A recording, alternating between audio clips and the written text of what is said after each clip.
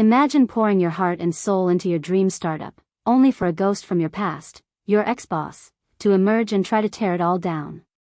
What would you do if the person who once guided you becomes your biggest saboteur? This isn't just a story about business, it's about betrayal, resilience, and a twist you won't see coming. Don't forget to like, share, comment where you are watching from. And smash the subscriber button. The fluorescent lights of Horizon Digital Solutions hummed with their usual monotonous drone as I stared at the conference room door, my heart hammering against my ribcage.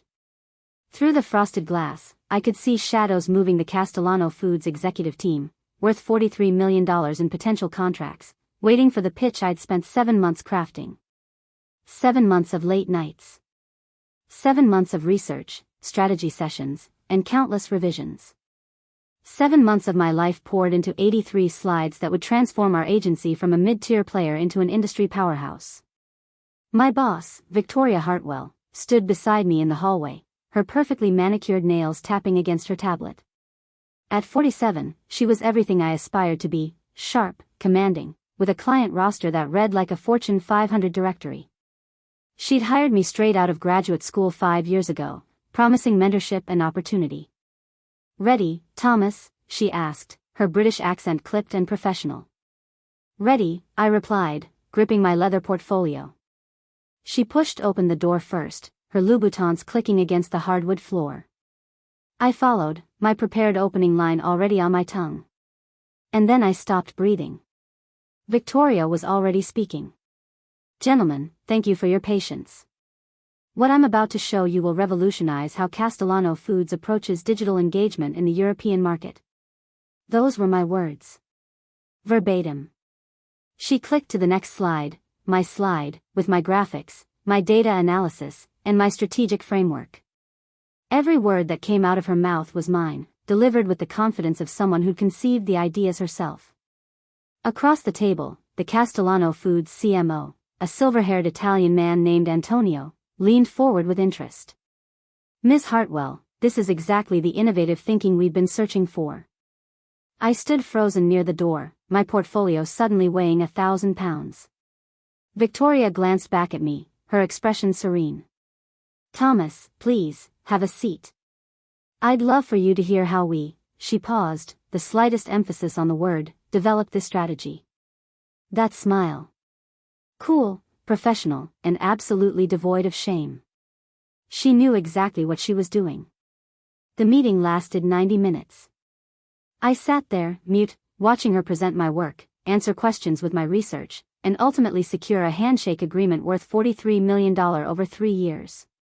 The Castellano team praised her vision, her innovation, and her strategic brilliance. When they finally left, Victoria turned to me, gathering her things. "Excellent work on the supporting research, Thomas. Really solid backup material." "Backup material?" The words came out strangled. "Yes. Your contributions to the pitch were noted. I'll make sure it's reflected in your performance review." She paused at the door, looking back with those cold gray eyes. "You know, Thomas, this is how the industry works. Ideas are collaborative. You'll understand when you're in a leadership position. That wasn't a collaboration. That was. Choose your next words very carefully." Her voice dropped to ice. "You're talented, but you're not indispensable. There are 100 bright-eyed graduates who would kill for your position. Remember that." She left me standing alone in the conference room, surrounded by the ghost of my stolen work. That night, I sat in my cramped Brooklyn apartment, my laptop open to a blank document. My roommate, a freelance journalist named Kit, found me there at 2 a.m., still staring at the screen. "You look like someone died," Kit observed, dropping onto the couch beside me. "Worse. Someone stole my life's work and I just sat there." I told him everything. The pitch, Victoria's theft, the casual way she dismissed my contribution as supporting research. Kit was quiet for a long moment. "How many times has this happened?" The question hit me like a physical blow because I realized, immediately, that it wasn't the first time. The Bergstrom account last year, my social media strategy, her presentation. The Du Bois merger campaign, my creative direction, her accolades. The Morrison rebranding, my concept, her award. Jesus, I whispered. Years. It's been happening for years. So what are you going to do about it? I looked at the blank document on my screen.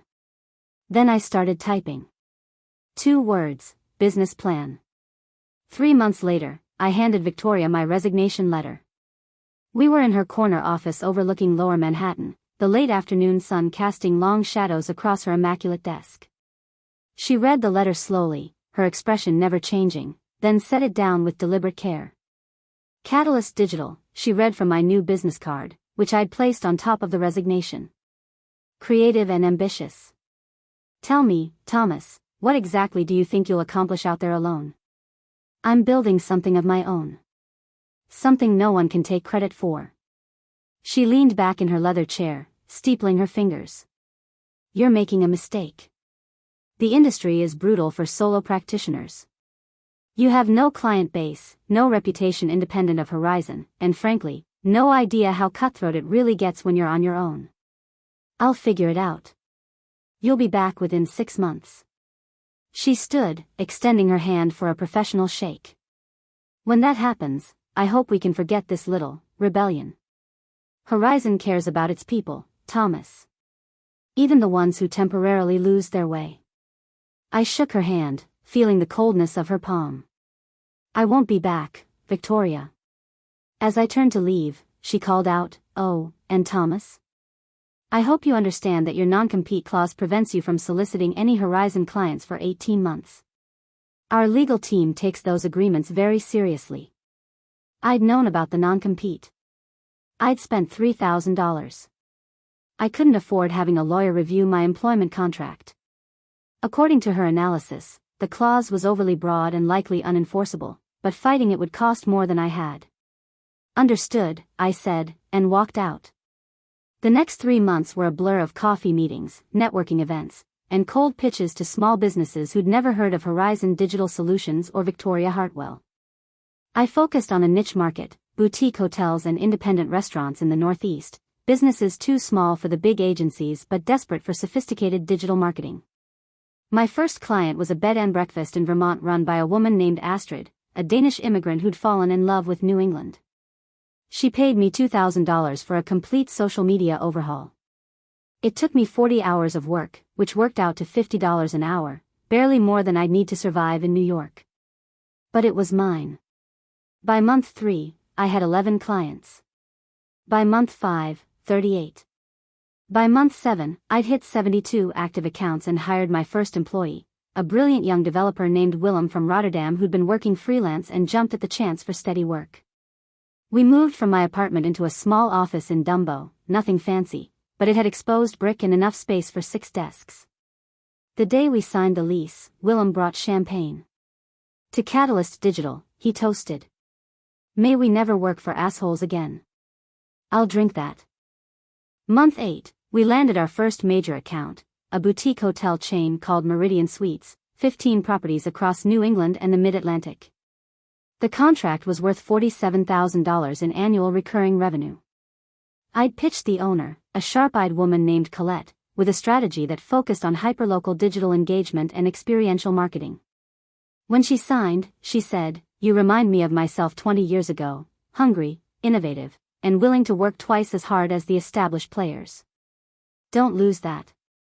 By month 10, we'd grown to 96 clients and $68,000 in monthly recurring revenue. I hired 2 more people, Ingrid, a Swedish content strategist, and Dmitry, a Ukrainian designer with an eye for visual storytelling that bordered on genius. We were scrappy, passionate, and profitable. I'd stopped thinking about Victoria Hartwell entirely. That was my first mistake. The email arrived on a Tuesday morning, exactly 11 months after I'd left Horizon. Subject, Service Concerns, Meridian Suites. From, Colette Beaumont. Thomas. I need to speak with you urgently regarding some information that's come to my attention about Catalyst Digital's financial stability and your professional background. Please call me at your earliest convenience. Colette. My stomach dropped. I immediately dialed her number.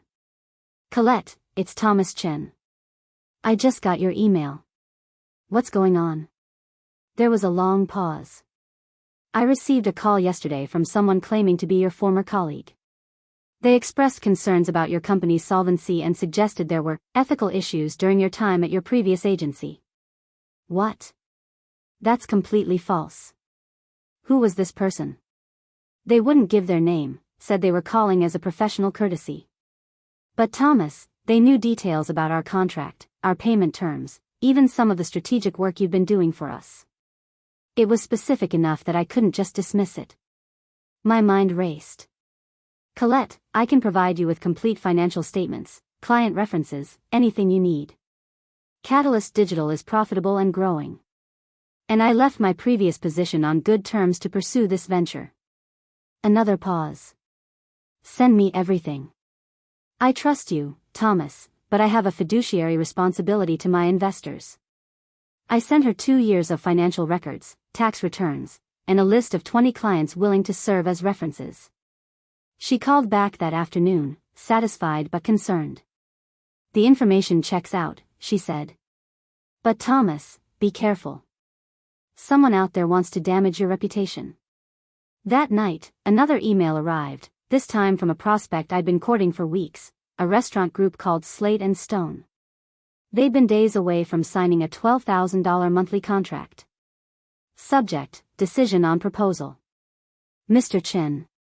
After careful consideration and recent information that's come to our attention regarding your business practices, we've decided to pursue other options for our digital marketing needs.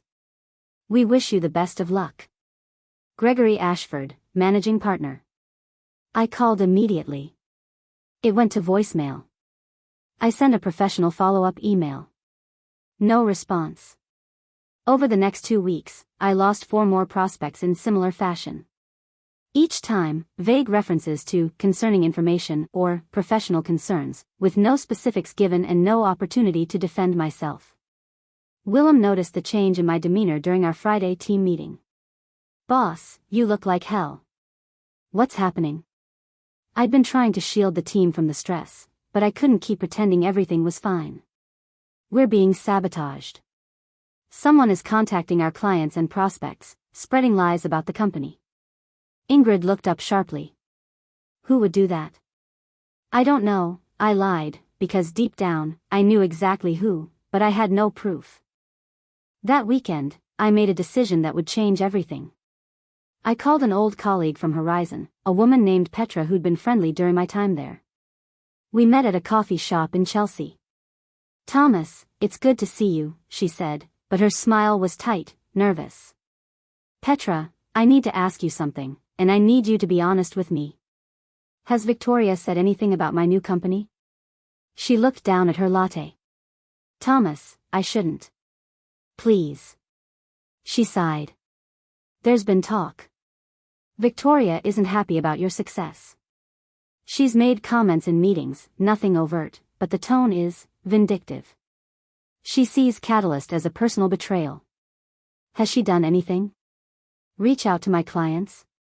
Petra shifted uncomfortably. I don't know the specifics, but I've heard her mention your company name in strategy sessions. And what? Last month, she had Rupert legally pull your old employment contract. She was asking about the non-compete clause and whether you'd violated it. My blood ran cold. I haven't touched a single Horizon client. I know. But Thomas, Victoria doesn't let things go. If she feels slighted, she retaliates. You know that. I did know that. I'd seen her systematically destroy a competitor agency 3 years ago, using corporate espionage and whisper campaigns that left them radioactive in the industry. Thanks for meeting me, I said quietly. Thomas, be careful. She's more dangerous than you remember. The attacks escalated. Within a month, I'd lost 15 clients, not all at once, but steadily, week after week. Each departure followed the same pattern, a vague email citing concerns or strategic realignment, followed by silence when I tried to dig deeper. Our monthly revenue dropped from $68,000 to $43,000. I had to dip into our reserve fund to make payroll. Then came the reviews.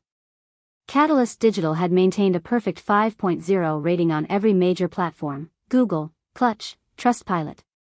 We'd earned those ratings through exceptional work in client care. On Wednesday morning, Willem showed me his screen. "Thomas, you need to see this." Overnight, we'd received 17 new reviews across multiple platforms. Every single one was 1 star. Unprofessional and unreliable. Missed deadlines and overcharged for subpar work. Thomas Chen is a fraud. He stole strategies from his previous employer and is now selling them as his own. The company is on the verge of bankruptcy. Do not trust them with your marketing budget. The accounts were all newly created, with no other review history. Obvious fakes, but the damage was done. Our overall rating plummeted. Ingrid was furious. "This is corporate sabotage. We need to sue someone." "Sue who?" I asked, exhausted. "We have no proof of who's behind this." "You know who it is." Knowing and proving are different things. That night, alone in the office, I sat in the dark wondering if Victoria had been right. Maybe I should have stayed, played the game, accepted that my ideas would always be currency for someone else's advancement. My phone buzzed. An email from a name I didn't recognize, julian.brooks.1247@protonmail.com. Subject: "You need to see this." I almost deleted it as spam, but something made me open it. Inside was a single screenshot. It was from a Slack channel called #MarketControl. The message was timestamped 2 days ago. V.Hartwell, update on the Chin situation. Made contact with 3 more of his active clients using the hospitality consulting cover. 2 are reconsidering their contracts. Also deployed the review campaign, 17 posts across platforms. His credibility should be substantially damaged by the end of week. R. Bishop, legal approved the strategy memo?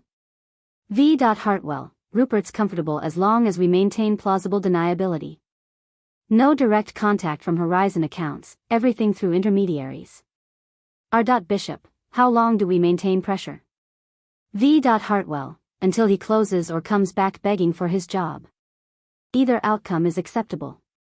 I read it thrice, hands shaking. Then I read the second screenshot, a different conversation. V. Hartwell, Chin was always too idealistic. He actually believed the mentorship narrative. People like him don't survive in this industry, they're just stepping stones for those of us who understand how power actually works. The final screenshot was a shared Google Doc titled Catalyst Digital, Target Client List, with names, contact information, and detailed notes on the best approach to poison each relationship. Every client we'd lost was on that list. At the bottom of the email, a brief message. I worked for her for 6 years. She did the same thing to 2 other former employees who dared to compete with her. This needs to stop. You have my permission to use these screenshots however you need to. J. I sat in the darkness for a long time, staring at the evidence. Then I made a phone call. Lars, it's Thomas Chen. I know it's late, but I need a lawyer. A good one.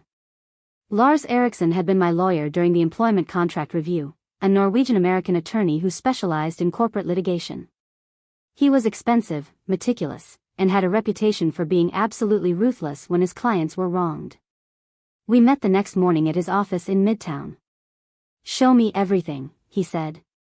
I laid it out, the systematic client losses, the fake reviews, Petra's warning, and finally, the Slack screenshots from the anonymous source.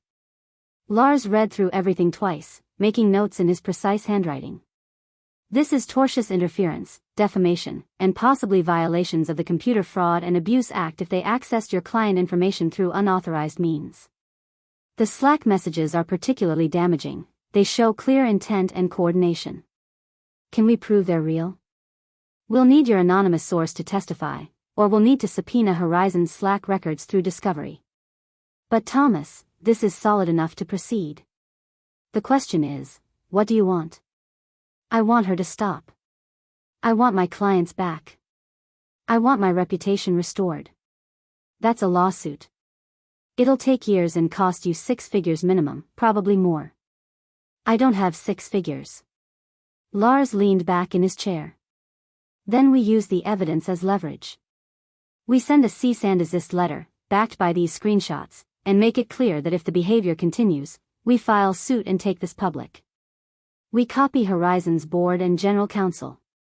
Corporate boards don't like litigation exposure, especially when their executives are conducting vendetta campaigns. What if Victoria calls our bluff? Then we file and hope we can survive the legal costs long enough to reach a settlement. But Thomas, people like Victoria Hartwell care about two things: reputation and control. Threaten both credibly, and she'll back down. We drafted the letter that afternoon. Lars's language was precise, devastating, and backed by every screenshot, every lost client, every fake review. He outlined the legal causes of action, the potential damages. We estimated $340,000 in lost revenue and reputational harm, and the evidence we possessed.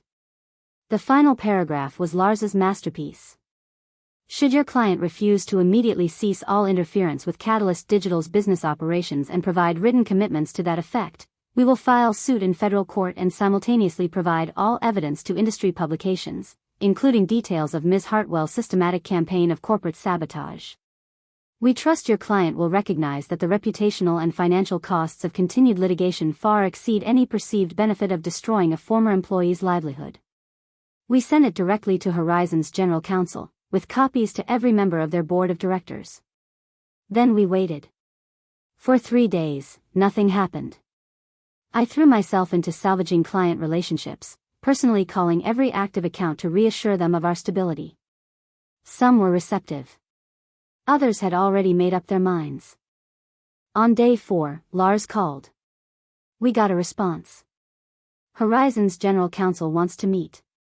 Today, if possible. What does that mean? It means they're taking this seriously. We met at Lars's office that afternoon.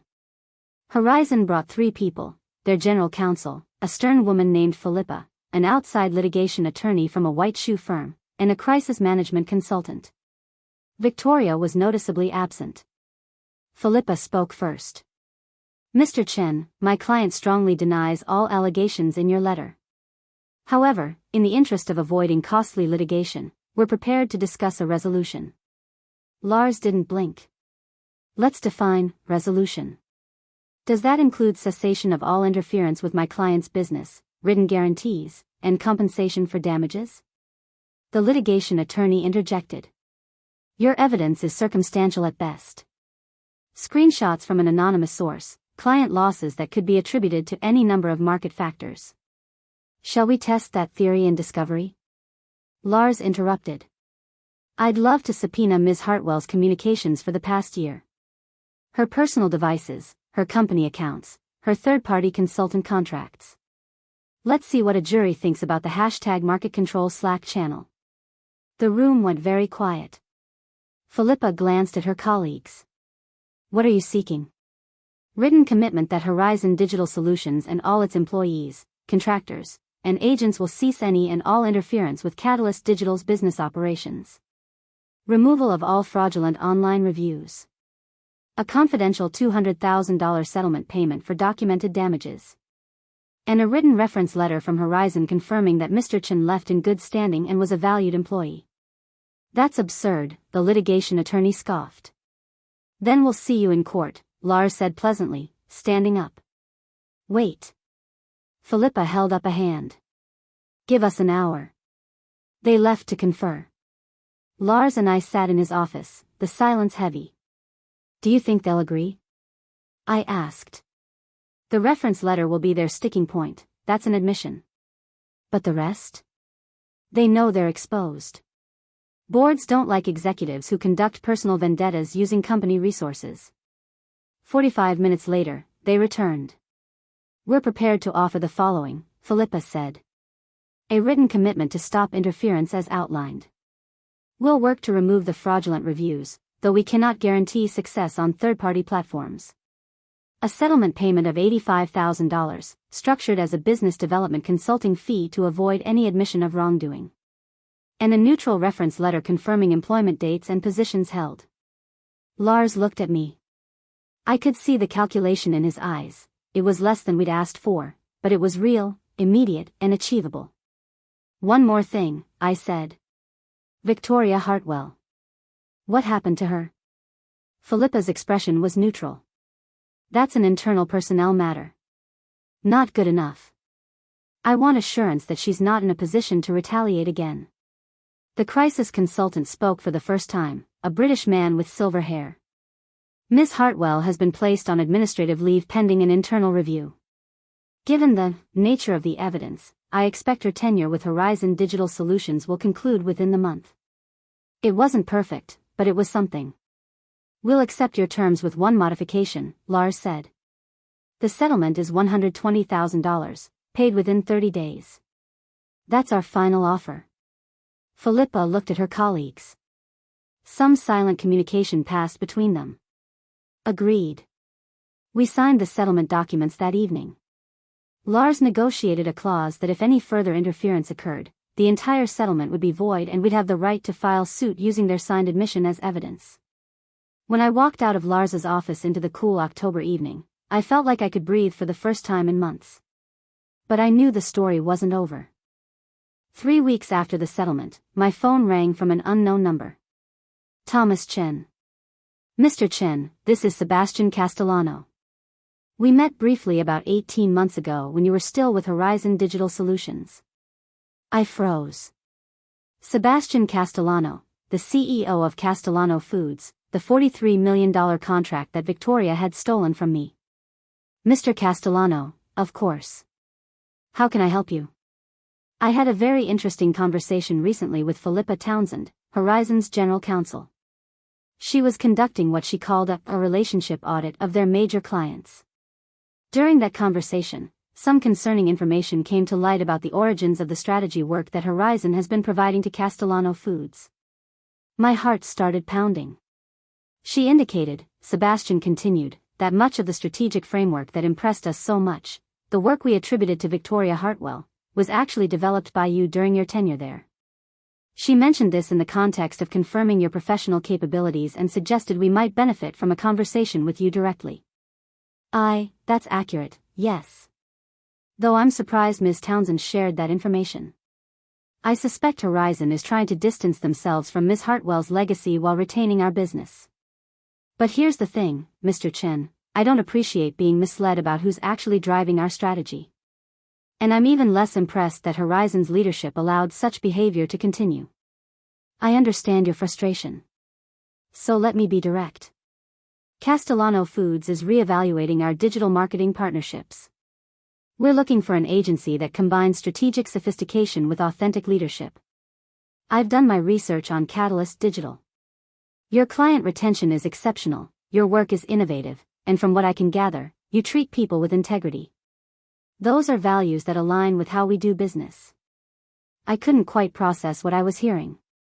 I'd like to schedule a meeting, Sebastian continued. No commitment, just a conversation about what a partnership might look like. Are you open to that? Absolutely. When will it work for you? How about next Wednesday? Come to our headquarters in Philadelphia. And Thomas? Bring your best ideas. If we do this, I want to see what you're truly capable of when you're not having your work stolen. The drive to Philadelphia felt surreal. Willem insisted on coming with me, bringing our lead designer Dimitri for creative support. This is your redemption arc, boss, Willem said from the passenger seat. Don't fuck it up. Thanks for the confidence. I'm serious. That presentation Victoria stole? This is your chance to deliver it the way it was meant to be delivered, with you taking the credit. But I didn't want to rehash the old pitch. That was history, someone else's stolen victory. I wanted to show Sebastian something new, something that reflected who I'd become. We spent 2 days rebuilding the entire strategy from scratch. Instead of just digital marketing, we proposed a comprehensive brand evolution framework, how Castellano Foods could leverage their family heritage and artisanal approach to compete with corporate food conglomerates in an era where consumers craved authenticity. Dimitri created visuals that were stunning, rustic yet modern, traditional yet innovative. Ingrid wrote copy that wove storytelling and data analytics into a compelling narrative. Willem built an interactive prototype showing real-time campaign performance metrics.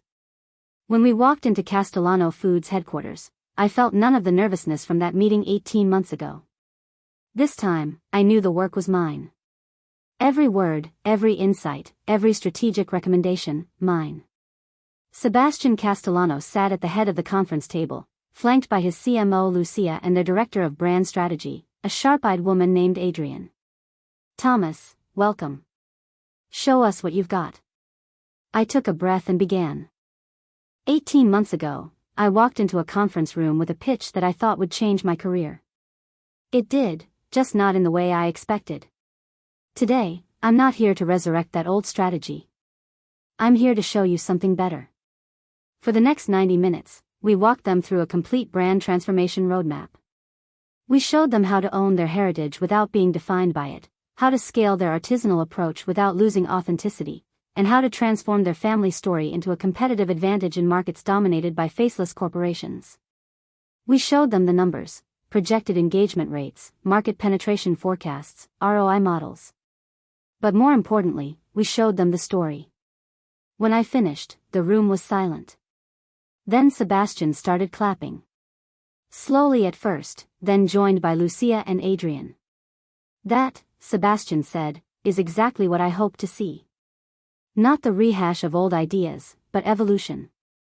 Growth. The kind of strategic thinking that comes from someone who's been tested and came out stronger. Lucia leaned forward. What would a partnership look like? Structure, timeline, investment? We'd prepared for this question. Willem pulled up the proposal. 3-year partnership, structured in phases. Phase 1 is strategic foundation and brand architecture, 6 months, $180,000. Phase 2 is implementation and campaign launch, 12 months, $540,000. Phase 3 is optimization and expansion, 18 months, $720,000. Total investment, $1.44 million. I watched their faces, trying to read their reactions. It was more than double what they'd been paying Horizon. Adrian spoke up. That's a significant increase from our current agency costs. It is, I agreed. But we're not proposing incremental improvement. We're proposing transformation.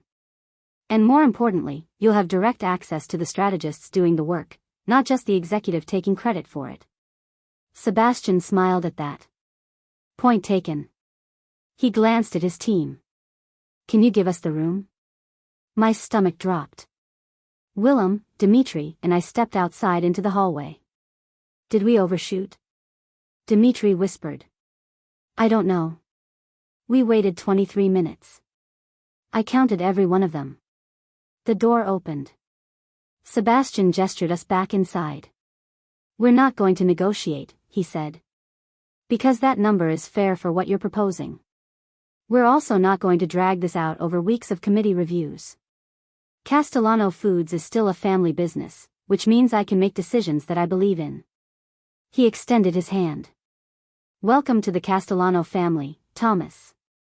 The news spread quickly.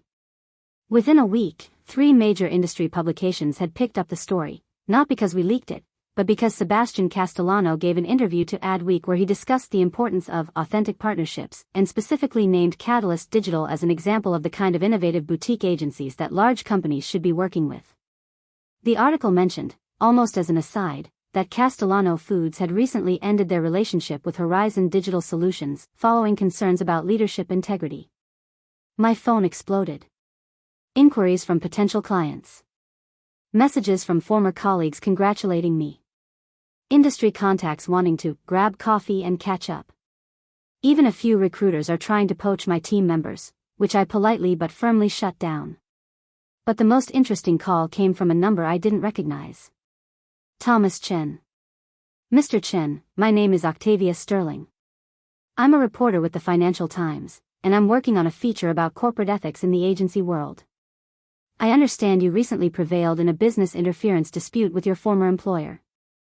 I'd love to hear your story. I almost said no. The settlement included a non-disparagement clause, and the last thing I needed was to reignite Victoria's vindictiveness. But then I thought about the anonymous email from Julian Brooks, the person who'd risked their own position to send me those screenshots. I thought about Petra, who'd warned me despite the potential consequences. I thought about every talented person who'd been used and discarded by people like Victoria. Ms. Sterling, let me run this by my attorney first.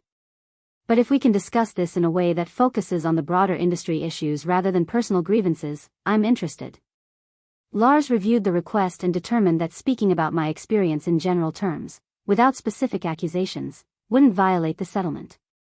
The interview ran 3 weeks later as part of a larger investigative piece titled, The Hidden Cost of Toxic Leadership: How Workplace Retaliation Destroys Innovation. My story was one of 5 featured cases. The article didn't name Victoria explicitly, I'd refused to do that, but it laid out the pattern of behavior, the systematic sabotage, and the toll it takes on individuals and the industry as a whole. The response was overwhelming. I received hundreds of emails from people sharing their own stories of workplace betrayal, stolen credit, and retaliation. Some were heartbreaking: careers destroyed, mental health shattered, families torn apart by the stress. But many were also hopeful, people who'd fought back, started their own ventures, and found success on their own terms. One email in particular stood out. It came from Julian.brooks.1247@protonmail.com. Thomas. Thank you for speaking out. I left Horizon last month. It took me 6 years to find the courage, but your success showed me it was possible. I'm starting my own consultancy next quarter. Victoria's gone, by the way. The board forced her resignation 2 weeks after the settlement. Last I heard, she's at a small firm in Boston, not in a leadership role. Rupert-in-law was also let go. The culture is slowly changing. Not fast enough, but it's happening. Keep building. Keep inspiring. Prove that integrity wins long term. Jules. I read that email 3 times, then forwarded it to Willem, Ingrid, and Dimitri with a simple message: this is why we do what we do. 2 years later. I'm sitting in our new office, not Dumbo anymore, but a full floor in a converted warehouse in Brooklyn, with space for 43 people. We don't have 43 employees yet, we're at 32, but we're growing. The Castellano Foods partnership was transformational. Not just financially, though the revenue certainly helped us scale. But the credibility of working with a respected, family-owned company opened doors we couldn't have accessed otherwise.